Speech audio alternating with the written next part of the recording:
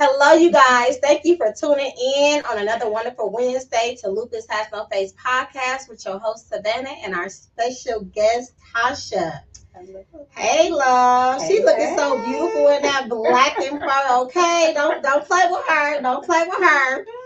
You guys, we will be discussing Lupus Warrior juggling infusions while being a realtor. Okay. That sounds very complex. Yes, ma'am. So, who is Tasha? Okay. Who's Tasha? So, Tasha is a serialpreneur, a woman who holds a lot of hats, and I'm very laid back. I love to travel. I'm just a hard worker overall. Tasha is a person who loves to give selflessly. Okay. And, that's me in a nutshell. That's pretty interesting that you say it because a lot of warriors are serial entrepreneurs. And I'm just wondering, is it because of our illness? Because for me, that's my answer. Like, I don't want to be defeated in anything. Would you say that's the same for you? Yes. One, I do not like to not be able to do something, first and foremost. So I just, I don't want that to be my excuse that I can't do something because I was diagnosed with lupus. That's just not me. So yeah, and everything that I do there, I have a passion. I have a passion for real estate. I have a passion for owning a daycare. So all of those are my passions. So I go hard because they are my passions, but I will not allow lupus to stop me from doing anything.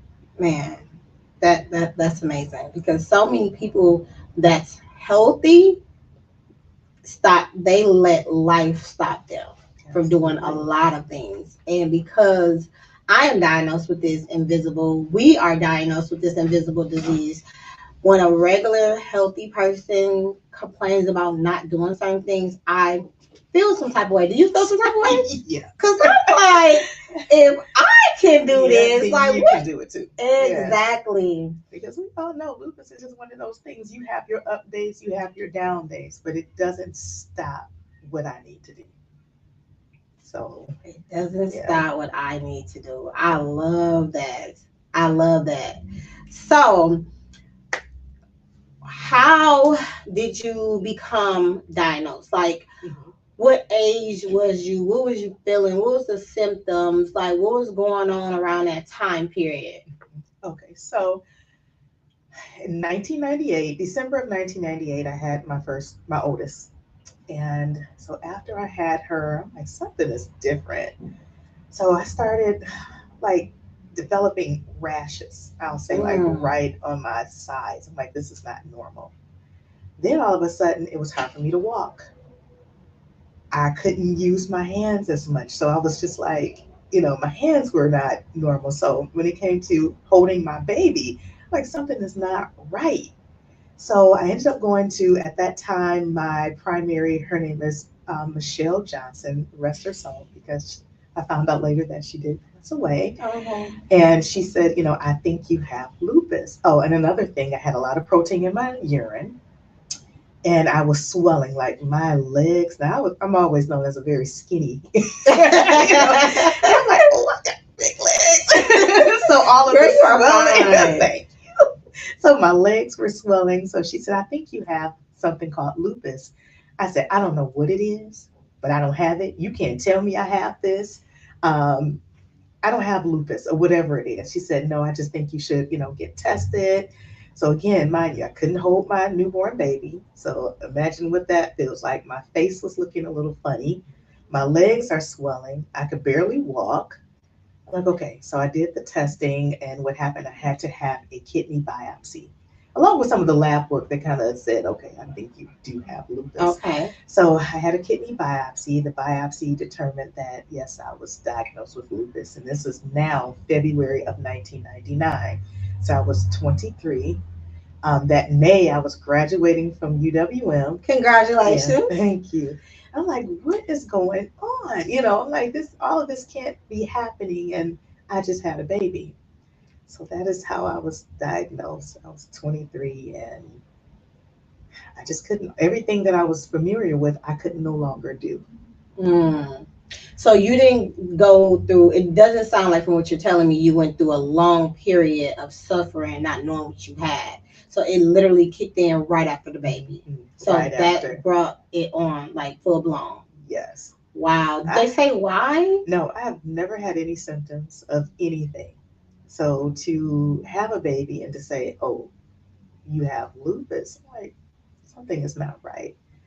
So I don't know how it came about. I always questioned because right before I had her, I had a epidural. Mm-hmm. And I just wonder, like, could it have been medically induced with the epidural? Because I'm going to be honest, where my kidney area, Mm-hmm. I had pain there. And it's like when I had the epidural, just something was different. That's all. So I just wondered, like, was it medically induced? I mean, I don't know. I don't have any answers, and not, Right. putting the blame here or there, but I don't know. It just was strange. And yet we did act aggressively. I'll say that because as soon as I was diagnosed, I right away began to take something called Cytoxin, which is like a chemo. Okay. Which is a chemo. And I aggressively started taking the Cytoxin and, of course, with other meds, and we were able to get things under control. Wow, that was very aggressive because that's not normally like having mild symptoms, how you explain it. That's not normally from what I ever heard of for them to give you that so early on.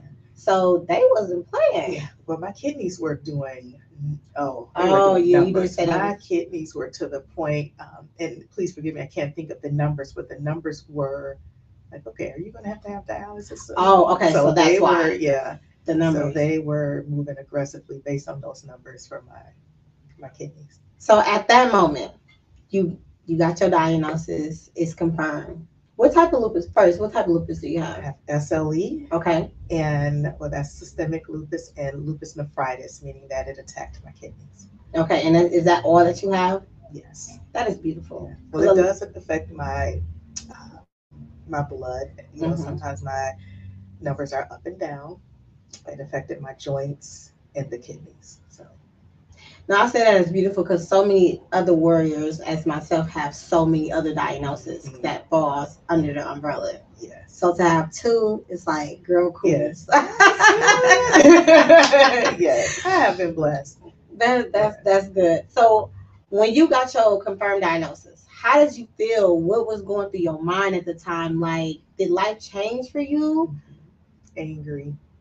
Because you're talking about me being on 60 milligrams of prednisone. We already know what that does. That's this big moon face. So my face looked different. And people looking at me like, what's wrong with you? Why does your face look like that? And I'm like, I don't know. So I was angry when they're like, I just had a baby. I can't even hold my baby right now. And then, I was just angry. Like, why did they have to happen to me? So I didn't like own it, take ownership. Like, okay, yeah, you have it. You have lupus, but lupus does not have you. What's next? What do you need to do? So you were still being positive? No, I was very negative at the beginning. Very negative. So I was angry. So this is a question. Because you got diagnosed after you have your child, right? Gave birth to a beautiful baby. Yeah. Did you feel some type of resentment? No. As far as like the baby, like I shouldn't have had a baby, or not at all. Because I figured I want to be diagnosed with something. Well, this was my blessing. That's a positive way to look at it. Yeah. That's a positive way to look at it. I didn't know if I could have any more kids. Right away they'll tell you, you can't have any more kids. Mm-hmm. So I think that was one of the things that made me angry, because you're telling me that, well, I don't think you can have any more kids. You really shouldn't. And so I was like, you can't tell me what my God can't do. Right. So I did have another child. Okay. So, but yeah, so I think that was the thing. It's like the what next, the unknown is what made me more angry. Because you guys are telling me that I can't do this, you can't do that. Life is not the same. I'm like, you can't tell me that. Well, the biggest thing was because at that time I had just received a position as a paraprofessional for NPS. I'm like, no, you cannot tell me that you can't work, you can't do this. I'm like, I'm hard headed. Like, I hear you, but you can't tell me that I can't work. So did you go work? Until at that time, the principal told me, no, if the doctor told you can't work, you can't work. I was still speaking, trying to, and yeah, so I did quit working for a little while, and once I got the okay to go back to work, I did, because of course after that I began teaching and became an assistant principal. So nothing stopped me. Once I was able to understand the disease first and foremost, and then I'm like, okay. And then I started doing like a lot of holistic stuff after that. Like, I don't want to be on a bunch of medication. What can I do that, to help me to become better? So it was a lot of things that I did to kind of get me on the right track. Yes, I didn't stop taking medication. I was obedient, but I was also looking at things like, well, what should I eat that's different? So at that time, I cut out like all white potatoes. I removed dairy. I was really doing everything that I could to get my body back on track. That's normally like back then, practicing holistic things. How did you what made you even want to do that, or what made you think about that? Because that wasn't really talked about back then. Right. I really couldn't tell you. I just researched. I just kept researching, and then I kept stumbling upon, well, you can do this naturally. You can do this, and then just listening to some, people like, I'm on a lot of medication. I'm like, well, I'm not going to be on a lot of medication. So I was very adamant about saying, that's not going to be me. That's not going to be me. I'm not going to be on a lot of medications. This thing is not going to control me. So I turned that anger into that fire. How long did it take to do that, to turn around? Probably about a year. A year? Yeah. Of, again, knowing and learning about, well, what is lupus? Oh my God. So how was it with your family? Like, was that difficult because you didn't understand it? Did they didn't understand it? Did you have the support that you need? Were you able to communicate properly for them to help support you? Yeah. So there are some distant relatives that was diagnosed with lupus. So they were very familiar with lupus. Okay. It's just me. And when I say my family is the bomb, okay, my mom, my aunties, so both mom's side, dad's side. When I say I had a team when I was diagnosed, I had a phenomenal team. That's beautiful. My aunts, they helped me with my baby girl. I had my mom. I had a wonderful team. When I say they stood by me and helped me, I have another aunt who's a nurse, my auntie Alice, and my auntie Linda, they went to the hospital with me. I thank God for my team. That is beautiful. My team. Because I've talked to a lot of warriors, interviewed, a few, and every story is different. Yes. Every story is different. So it's like just amazing. Like, I'm just smiling like you had that good support system, because I had that as well. And having that support is just, it makes things all of better. Yes. It does. You are right. Because I couldn't even imagine if I did not have my family to face, like I said, I was like, oh man, I'm not tomorrow. What's going on? Like, what do you mean? So yeah. Did they give you a death sentence? No, I just thought my kidneys were going to fail, and I was going to have a kidney replacement. Okay. So, or and dialysis. Did that happen? No. Oh my! Look at God. Yes. Look. So your numbers being how they were. And you were treated aggressively right when you were diagnosed. Yes. and you do not have to have a kidney transplant. That is so beautiful. So let's just pray that all will remain well. It will. Yes, so Oh my God. yes. So what is life like now? Now, again, remember I said I was kind of hard headed. So yeah, I do wear a lot of hats. I think life now, I just need to learn how to rest when my body says rest. Not thinking I'm some type of superwoman with the cape that I can do it all. And no, when my body says rest, you have to rest. So I think that is Absolutely. the biggest thing now, just learning to listen to my body.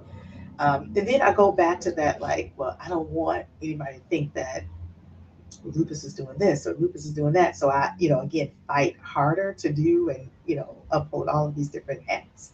But I think just now, it's like I do a lot more. I make sure I'm traveling and resting, and nothing stops. But again, I think just my biggest thing is rest when you're supposed to rest. Yeah, you absolutely And have yeah, to rest when you're supposed to rest. Like one of my good friends asked me, he said, when you rest, because I watch you, when you rest for a day or two, do you feel as if whatever you doing diminished? And I said, no. I said, what it actually does is make me think about what I'm doing, if I'm moving in error, or if I need to, go back to the drawing board. It resets me to give me basically more energy. I'm going back yes, in head first. I agree. Because he was like, he doesn't rest. And I'm just like, you have to rest. You have to rest to think about what you're doing. Because if you just keep going, going, going, Yeah. going, you're doing all that and still really nothing is being done. And that's true. I'll never forget. So I had just received a job as an assistant principal, and I'm working because this is my new thing now. I don't want to mess up, and I'm going, going, going, going, and I did not know that I had pneumonia. That pneumonia also triggered lupus, and then that triggered the kidney. So guess where I ended up at? Hospital. In the hospital.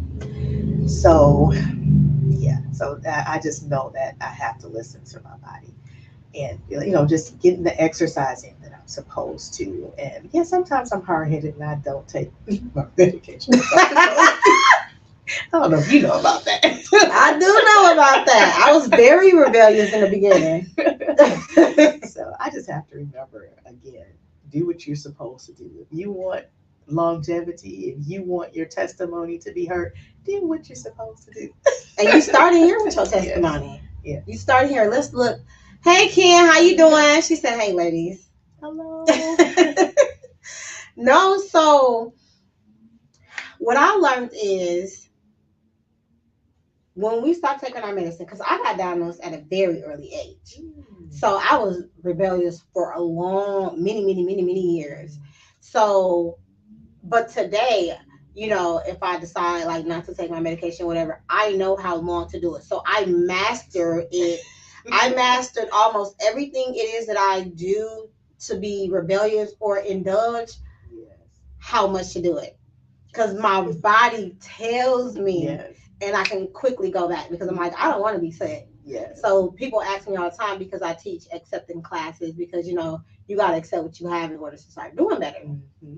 So, I tell them you can indulge, Yes. but you have to first learn your triggers, and what they're going to do to you when you do it. And you got to learn when your body, your kidney do that little poke or that little pain, or your legs is throbbing, or your hands is feeling weak, and you're waking up and you can't barely get out of bed, and that's not your norm. Yes. You got to know that to know how much you can indulge in, because people think that you're just supposed to have this clean palate, which you do, but you can have fun too. Yes. In moderation. Very true. In moderation. Very true. So let's get to Miss Realtor.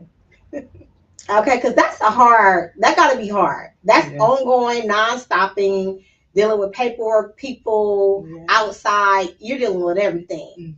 How did you get into that? Well, I have been a real estate agent since 2005. Okay. And don't ask me how. I don't remember. But all I know is I was always told real estate is kind of like teaching. and that is my passion just as well. Teaching. So my whole thing in the beginning was I just want to work with first time homebuyers because I really want to teach them about the process. I want to be able to walk them and guide them through the process and educate them on what it looks like. And then just to educate people on, there's nothing holding you from purchasing a home. There's a home out there for everyone. They'll have to bring you back on here because people think that. Yes, I don't care what your credit score is. There are people out here that's going to show you how to fix it up and get what you need. Everyone should own property. I don't care what it is, own it. So that is dope.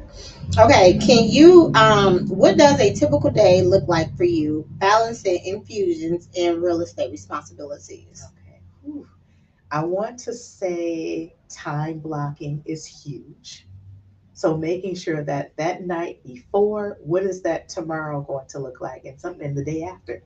So making sure I'm documenting everything, writing down, okay, from 5 to 6, you're going to be praying. From 6 to 7, you're going to be doing this. Because if I don't time block and organize my day, the day will organize me.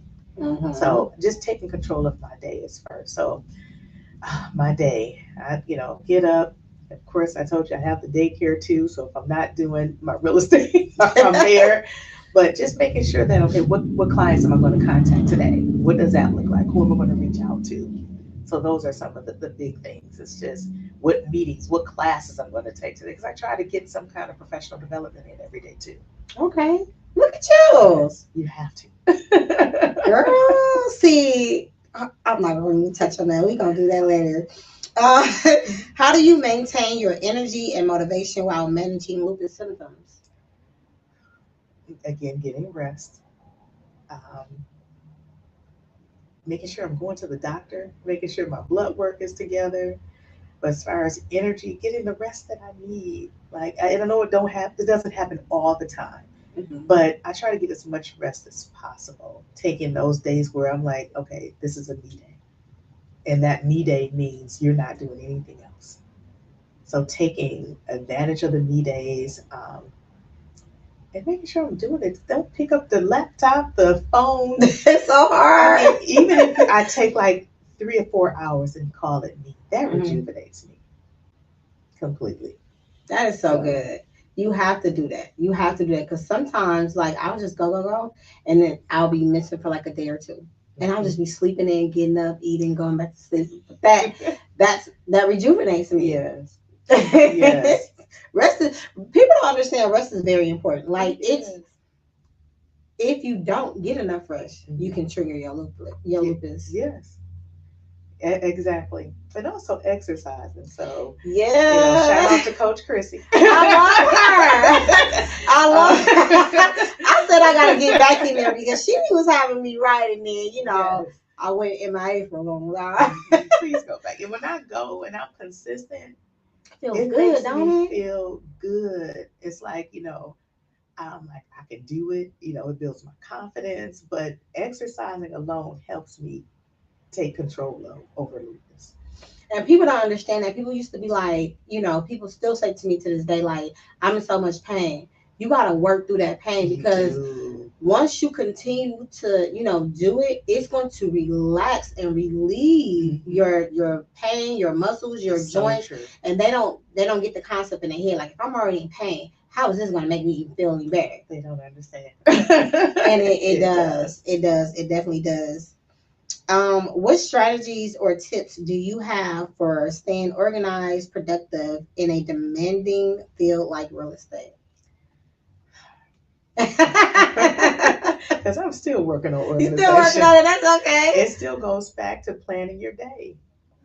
Everything writing down everything. And now I used to do the thing where everything is in the phone. Well, I'm not a phone person. I'm more of a visual person. So I have to literally write down everything. I have these. Okay, this is home life, real estate, daycare, and whatever the fourth block is, and I write down everything. Then I take what I write down, and then I can put it in the timer, like saying, okay, at 9 o'clock I have to do this, but I have to write down everything. I was just going to say that. Advice is writing it down. I was just going to say that I have to do both too. Like I'm a phone and tablet person because it's so easier, right? In the world, we like no matter how much we try to shy away from electronics, we have to get on board because that's just what it is. Yes. We're gonna get left behind. So I do the writing and put in the phone because I have to see both. Like I just have to. So sometimes I'll have my big old planner with me, but I have all my other devices, and that just works for me. But we have to. We have to get with the times. Yes. And my phone, it does the ding. Like, oh, okay, that's it. Ding. Okay, that's it. So that's my reminder. That's a reminder. Okay. How do you prioritize self-care while juggling your career and health management? It's strange you say that because I think it's real easy to forget about ourselves and neglect self-care because you're so busy taking care of everyone else and everything else. So my goal is to make sure I at least get a massage at least once a month. Okay. That is my self-care. Self-care to me is sitting back and being able to read a book. So phone off? Yeah. Okay. TV off? Yeah. Okay. So that's something. Do I need to do it more? Yes. I was just going to say, we got some homework to do. Yeah. So I want you to challenge yourself to see if you can get, you said once a month. Let's see if you can get 2 times a month. Okay. And if you read for an hour, let's see if you can read for 2 hours. That's if it's an hour per week or 2 hours per week. Yeah, that's a good one. I like because now you're going to be thinking like, you know what, let me put this out. Yes. I like that. So that's self-care. And also just, again, spending time with my husband. Aww. And, us getting away and doing nothing. So that's what we cannot neglect ourselves. And it's funny that you say that because I'm at an age right now, like when I go out of town, like don't get me wrong, I love to party, right? But some of those days I just want to wake up, look over the water or wherever it is that I'm at and just go to this cafe or go do this, but like just strolling slowly and enjoying the moments. And I found when I do that, I don't take pictures, but it felt so good. I love it. Yes. It felt so good. So I understand what you say, and that means leave the kids because people need to. The kids, it's just me and you. Yes. Yeah, I'm an empty nester. Are you? Yeah, my oldest is 26 and my baby is 20. Oh, yeah. I'm gonna be an empty nester soon, but I'm not looking forward to it at all. I'm not either. My youngest is in college in South Carolina. Okay. And I'm like, baby, you want to come home? And she is loving it down there. That's amazing. That's amazing. Other than my 2 dogs of Halloween. What kind of dogs do you have? 2 golden doodles. Are they the big ones or the little ones? The big ones. See, I'm scared of big dogs. Yeah, my babies are sweet. Nah, that's what everybody say with them big dogs. Get your dog. Get your dog. They just want to be loved and just spoiled rotten. I can do the little ones. But I don't care for Chihuahuas only because that thing used to bite out, literally like attack me every time. And I used to be like, and literally bites. I'm like, it was my girlfriend's dog, but I was just like, so them, not a good experience. And big dogs, I used to get chased by dogs. Really? But they're like loving. And like they're, but in all honesty, I didn't know they were going to get big. I thought they were like little golden doodles. Then all of a sudden, like, you guys are, yeah, you big. So, about waistline, too big for me. I bet you they cute though. But too. See, when I was telling you about you got your little dings, right? Yeah. Those are my alarms. Oh. So I have alarms going off all throughout the day. And what it helps me with is that whatever it is I'm working on, I'm going to stop and get on to the next one. Because if I don't, I could spend my whole day on my project. Yeah. I know that feeling. I know that all too well. How has your experience with lupus changed your perspective on success and fulfillment in both work and life?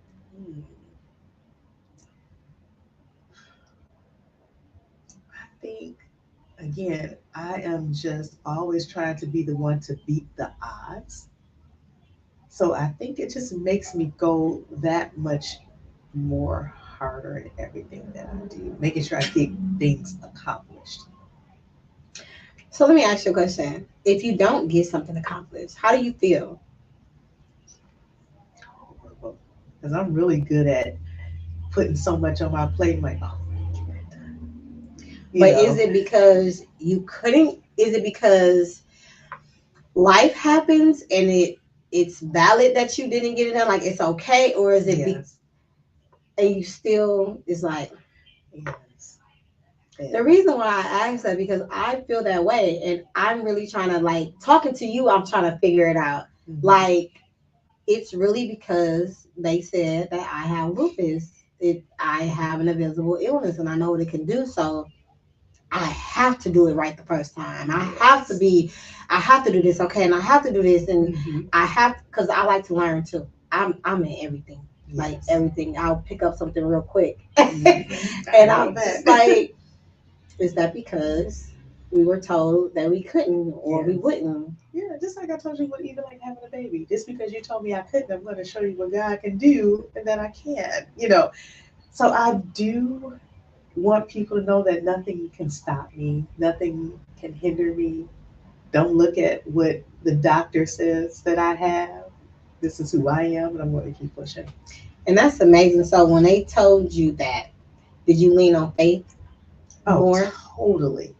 When I say I leaned on faith, I think my faith was so strong. Not saying that my faith is not strong now, but when I first got diagnosed, I went through the woe is me moment, and then after that, I said, "My daughter, I have to live for you. I have my baby. I have to do everything that I can do to make sure that I am here for my baby girl." So that's when things just started to change. I'm like, "Well, what do I need to do?" Okay, you say I need to do this, doctor. Okay, but what do I need to do? So I just over having to get over that hump of this is okay. You guys said I had this, but okay, but this is what we're gonna do. And it's just I feel you when you say that because it's a different type of feeling you leaving before your children. Mm-hmm. And I have always asked God, like, if you're gonna take me, let them be almost 30, if not 30, so they can know how to properly manage the money that's being left to them, so they can understand, they have to be lost in the world. They're grown. So I always ask that, like, if something was to ever occur like that, let them be grown. Yes, still asking that. That is true. Yeah, that's a whole nother topic.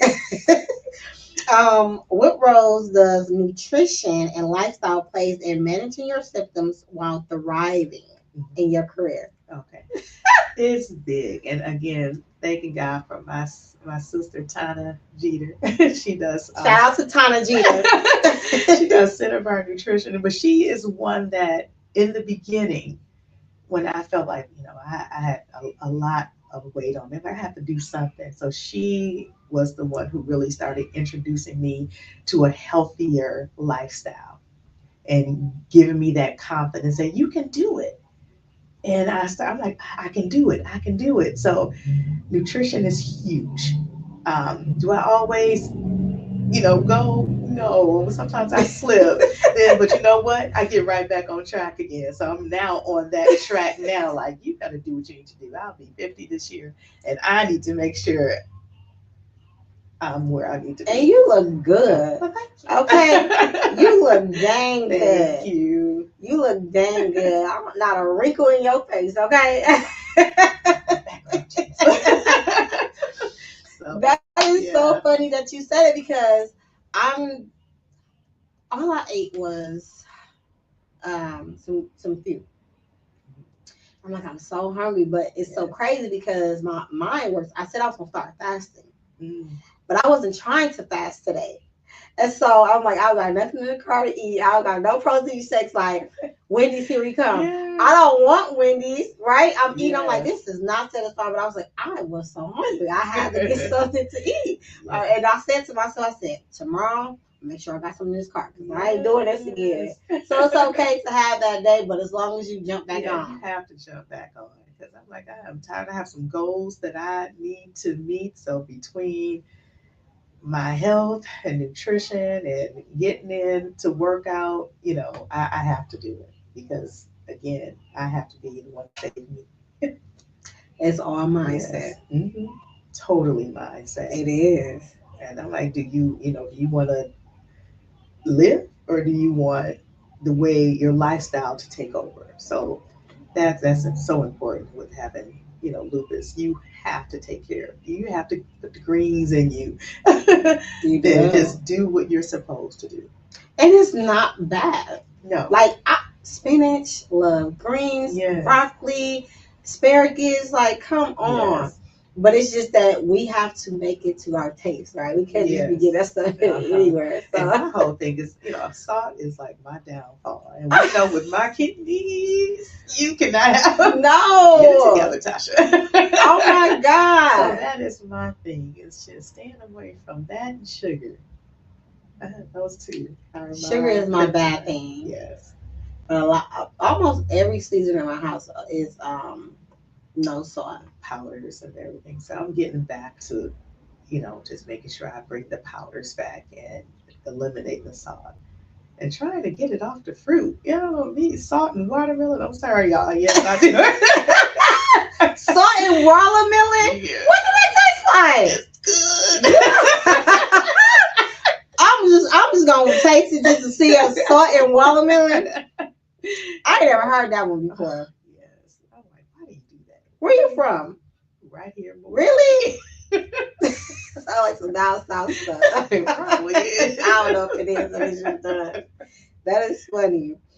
How do you celebrate your accomplishments and milestones, both in real estate and in your healthy journey? You gotta celebrate both.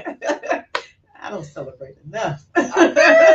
So I think in real estate, I know I love taking myself out to eat. If I have a closing or, set a milestone in real estate, I'm like, let's go out to eat. And so that is my celebration. Um, and then I try to get like some traveling in. To me, that's rewarding. I don't care if it's going somewhere in Wisconsin. It's just getting away and isolating where I could, be alone. That's celebration for me. Peace is celebration for me. It is. It really is.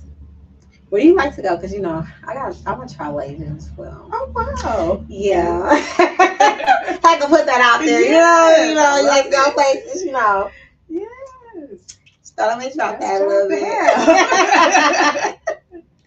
Oh my God. I love water. Water. Do Anywhere you? there's water and sun. So I'm not feeling the cold here, but water and sun, me all the time. So, okay. Being in the sun, do you properly take care of your skin? Do you put on sunscreen? Do you I wear do not. protective gear? And you know how they say we're not supposed to be in the sun? Here's the sun, here's me. No, you do not Yes, do I that. But it doesn't bother me. It doesn't bother. Well, maybe not at that moment. Yes, not at that moment. But yeah, I don't really have an issue with the sun. I'm always in the sun. Really? It doesn't In make the you sun. tired or anything? At least or- I don't notice it. What about maybe like a week or two after? No? That's good Yeah. because sun take energy out of me. Really? Yes, I have to have on sunglasses, I have to have on a sun hat, I have to have on sunscreen, and I gotta keep replying it. And how I found out is because I had went to Florida. I was younger, kicking it on the beach, all in the sun with my friends. And about a week or two, it was a big old black, purple lesion on my face. Now it didn't hurt or anything. I'm like, what is this? Like I just woke up and it disappeared, but it was cooking from the inside and came out. What? And that's when they told me you cannot be in the sun. If you are in the sun, this is what you need to do. Okay. So Well, I need to probably be careful for the just in case. and we getting older, Yeah. just in case. Yeah. We need sunscreen anyways. Yes. People don't understand that whether it's the wintertime or summer, we have to wear sunscreen. Okay, that's good to know. I think Yeah. I never wear sunscreen. What? I'll give you some homework. Right along with my book. I'm giving you some homework. Maybe you can read a sunscreen book, okay? Yeah, I never, and I know they always tell me I'm supposed to, but again, being hard, I'm like, oh, I put that stuff on me. Well, maybe because you didn't have a bad experience. Yes. But even without, not having lupus, you're supposed to wear I'm supposed to sunscreen. wear it anyway. Mhm. Yes, I know I'm supposed to. Just hard-headed. Yeah. Oh my God. So my story, your story. What else would you like to tell our listeners? That if you know anyone diagnosed with lupus, be that encourager, be there that support, understand that even though you might not see the fatigue, the pain, or anything else that a person with lupus goes through, just be understanding.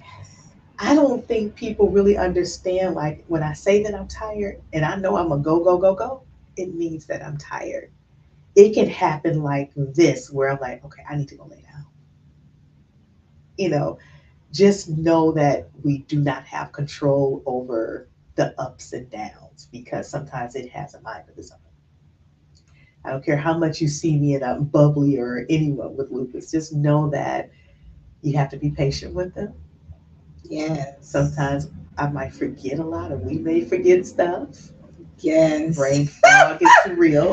Very real. And just be patient and understand it. Just because you don't see or they look normal does not mean that there's not something going on sometimes. And so that's my big thing. That's my advice is just be supportive and listen. Yes, I couldn't agree with you even more. Like I can't agree with you even more because dealing with that, I don't deal with it as much now because I don't have time to explain. Meaning, I don't care if you understand.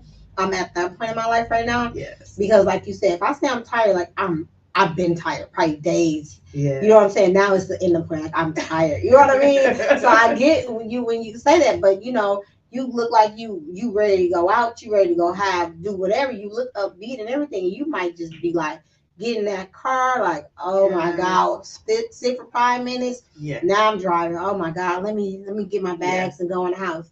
And people feel like they need to see that to understand, and you don't have to see that to understand. You gotta educate yourself. Absolutely. And that's another thing is to educate yourself on lupus. I run into so many people say, I've never heard of lupus. And like, doing the lupus walk now. Well, what is that? And so I just want people to know, educate themselves on the disease. And so funny, when I don't know something, I don't care what it is, I'll look it up. Yes. And then I'm like, define it so I can pronounce it right. So I don't understand when people just say, like, I don't know, lupus is why don't anyone ever look it up? Yes. You know what I mean? Yes. But they don't actually really care. It's like like a sub. What word am I looking for? I don't think they put too much energy into learning about it because it's not in their face. It hasn't hit their home. So it's like I heard about it or I don't know what it is, but I haven't read up on it either because I don't know nobody with it. Yes. And it's like you still should have some type of knowledge with it. So does it hit someone in the family or something? Like, oh yeah, I heard. Yeah. So yeah, you're right. Absolutely. Oh my God. So you have a daycare and you have a real estate business, correct? Yes. Where can they find you? You want to tell them your tags? You want to tell them how you can be contacted, whether it's social media or anything like that? Just my name, Latasha Dawson. So modest. And that's just the tip because I also have an event space. I got a lot going on. Oh, okay. So you don't want to add any extra? Yeah, well. It's okay. All right. So I do have an event space in Brown Deer with Tasha. That's my big sis. So yes, this platform is not only to tell your story, but to give you publicity. Okay. So let them know what you got going on. I'm a trainer. So I teach a lot of the daycare classes, the foundational courses as well. Okay. So that's about it. That's about it. That's about it. So is it Latasha Dawson. Latasha Dawson on all platforms? Yes. Okay. That's wonderful. Keep it simple. So what do you do in your event space?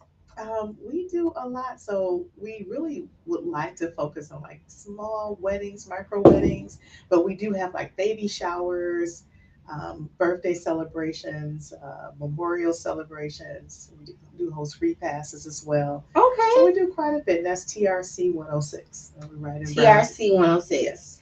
Tom, we are going to put them tags in here so people can look for you, give you more, publicity, support. Yes. Support is free. You know what I mean? So, and it's always a plus when we supporting our own. Yes, I love it. Yes. So, what do you have coming up? We have a lupus walk coming up May 11th. And I'm a part of Team Black Butterflies with my other sister, Dr. Latasha Reed, who also just had a book out. Okay. So yeah, so we're doing Black Butterflies, and just want people to support the Lupus Walk. I am definitely going to attend. I have a walk to myself, but I always have it at the end of May. Okay. So you will be the first one that I will attend in Milwaukee. Okay. So I can't wait to get all the information so I can put it out there. Okay, awesome. So that is so dope. Anything else you got going on, girl? That's all. What is it called? The Black Butterflies? Black Butterflies. Oh my God. That is where's it going to be? It's at Hoyt Park. Okay. March 11th. I'm sorry, May 11th. May 11th. Yes. Yes, I'm going to get all the information and I'm going to blast it all on my page. Okay, I appreciate it. No problem. That is all of it. That's what we here for anytime. So I thank you so much for coming.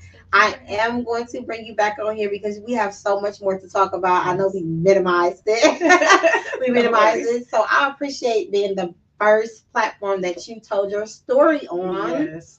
Come out of my comfort zone. Yes, like we just chilling. Pop whatever you drink, across your legs and chill. We are just talking, and this is with the hope somebody's going to look at this. They're going to be like, "Oh, I'm trying to do this," or "I'm trying to do that." And somebody's going to resonate. Yeah. So it's even if it's just one person off of this, that's what we do it for. That's what we do it for. So it was a pleasure of having you. Pleasure being here. Thank you so much. You're welcome. Thank you guys for tuning in to another wonderful episode of Lupus Has No Face podcast with your host Savannah and our lovely guest Latasha. Please go check her out. We will be dropping her tags. Check her out, support, share. And until then. Girl, look at that one. Then you gonna look at it. That one, I'll look at that one, but they all on us for different angles.